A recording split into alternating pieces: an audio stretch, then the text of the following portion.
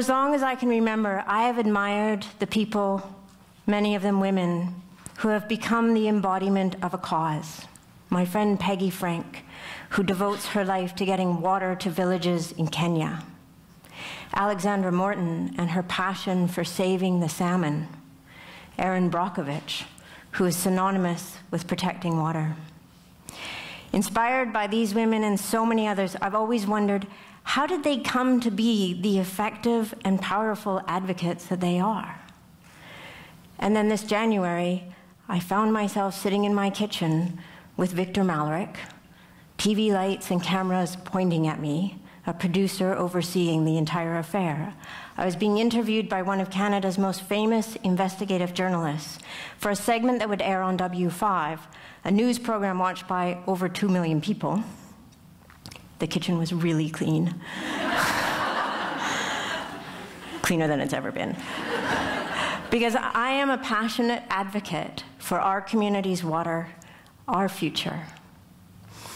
I knit and spin wool, and I marvel at how the slender threads of fiber can come together to make strong and beautiful creations. And I reflect on the threads of my own life that seem to have all come together these past few years.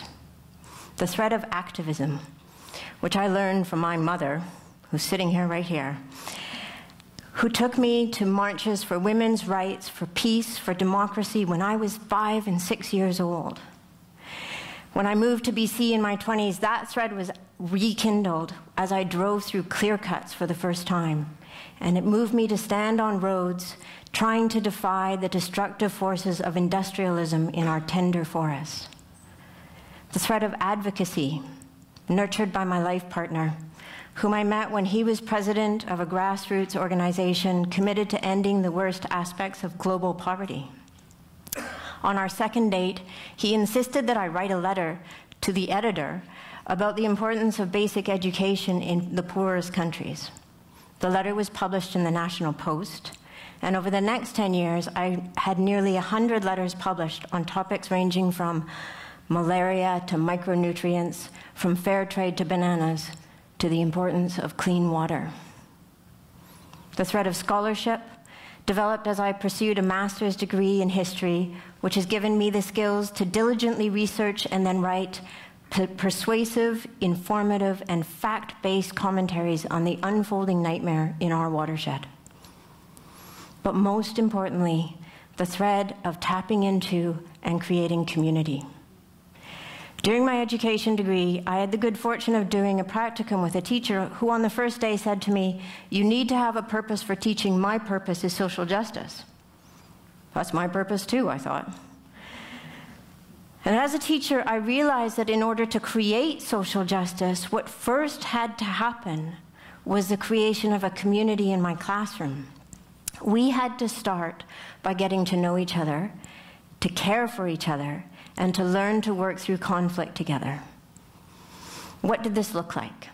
My grade 8 class wanted to take a year-end trip to Playland. I put 2 conditions on it. I said, 1, you raise enough money so that nobody's excluded because of cost. And 2, you raise extra money and figure out who you're going to give it to. In the space of 3 weeks, this group of 13-year-olds raised nearly $2,000. They agreed on a fair cost that could be borne by everybody, and then donated nearly half of it to other groups. One bringing water to Africa in villages, and the other helping people in Mumbai's poorest slum. So my years in the classroom helped cement my understanding that in order to create social justice, in order to bring positive change, we must begin by cultivating a culture of kindness, generosity, and love. And we must begin with ourselves, with our own relationships, and with community. Our family relocated rather suddenly to Shawnigan Lake 5 years ago. We had rented a cabin on the lake for our summer holiday, and we invited the new principal of a local international school, who was an old friend, to a dinner party. The next day, he invited me for a tour of the school. 3 weeks later, we'd found spots for our children, who just walked in the local elementary school. We'd found renters for our house in Victoria, and we'd started our new lives as dorm parents on the shores of Shawnigan Lake. 6 months later, the provincial government issued a draft permit that would allow an active quarry to landfill 5 million tons of soil contaminated with dioxins, furans, heavy metals, hydrocarbons, PCBs, to their site, uphill from Shawnigan Lake, with Shawnigan Creek wrapping around the fractured bedrock on which this soil will sit forever. The threads began to spin together. With the school, we organized letter-writing events that generated hundreds of letters to the provincial government, pleading with them to consider the well-being of our water and our community. The province issued the permit, despite the vocal, thoughtful, informed, and unanimous opposition of our community. As we started to come together for meetings and protests, I began to realize I had not only fallen in love with a place, I'd fallen in love with the people of that place. And my mission became abundantly clear: to commit myself to the protection of Shawnigan Lake. Philosopher Charles Eisenstein, who speaks to the enormous challenges and difficulties that we face in today's world, social and economic inequality, environmental catastrophes, humanitarian crises, encourages us to create what he calls the more beautiful world our hearts know is possible. And he speaks of the need for us to bow into service. And that is what I so willingly decided to do. And so did dozens and dozens, and then hundreds of others, giving of themselves what they could to protect our beautiful home. Some have been there from the beginning, crying out the early warnings long before the trucks started rolling up Stebbings Road, planning the first bottle drive fundraisers, always showing up for the protests, the hearings, the court dates. Their steadfastness is humbling. And so many others have joined over the years that we have now reached a point of needing structure and organization. Today, there are at least a dozen teams in the Save Shawnigan Water Community Action Group, with a core team that meets regularly, seeking input, setting strategies, and adapting to ever-changing circumstances. What brings us together is the desire to protect our water and our future. What holds us together is love. Love for our lake, for our watershed, for our community, and for each other. We are a community that's been in an incrementally growing crisis for 4 years, and yet if you walk into our local cafe, the heart of Shawnigan Village, you will experience a deep and rare connectivity amongst the people that you find there. 3 weeks ago at an event on Sartlip, Grand Chief Stuart Phillip told everybody in the room that given the circumstances we have in BC right now, we all need to show up, speak up, and stand up. And then he said, just look to Shawnigan and those women wrestling with the truck drivers to see how it's done.